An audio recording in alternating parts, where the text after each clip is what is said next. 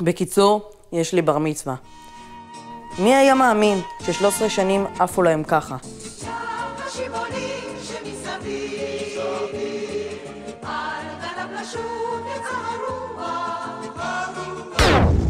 אבל זה הרגיש ככה.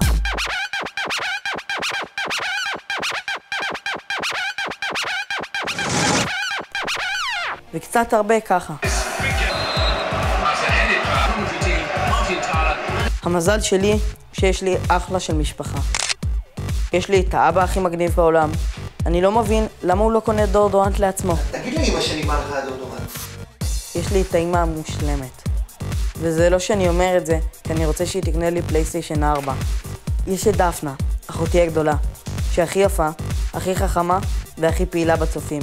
וגם יש לה את הפיוז הכי קצר בעולם. נדב, אני אהרוג אותך! אז לא כדאי להתעסק איתה. יש את אלונה האמצעית, שהיא הציה הטובה של הבית. היא פותרת את הבעיות של כולם. מישהו ראה את המפתחות שלי? נדב, סיימתי. יש לי גם שיעורים במתמטיקה.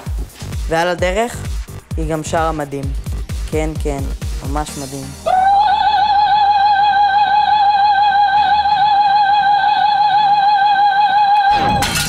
יש את אביגיל הקטנה והמתוקה, אבל לפי דעתי, היא יכולה לרוץ לראשות הממשלה. כשהיא תהיה גדולה, היא בטח תהיה או מעצבת אופנה, או שפית, או רקדנית, או קוסמטיקאית.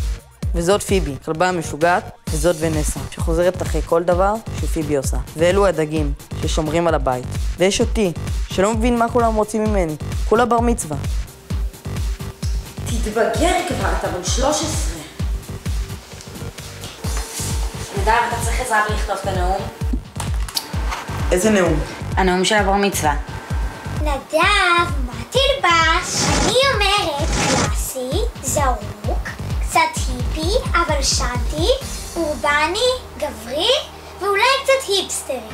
2. אבא, אתה חושב שאני צריך להסתפר לפני הבר מצווה? לא, אתה נראה מעולה. יש!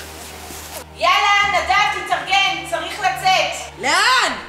אופס, נכון, 5 דקות אני בא. בר מצווה, איך שכחתי. בקיצור, יש לי בר מצווה. מוזיקה קצבית, סוף, פספוסים. רגע, דורון, הייתי אמור להגיד את זה?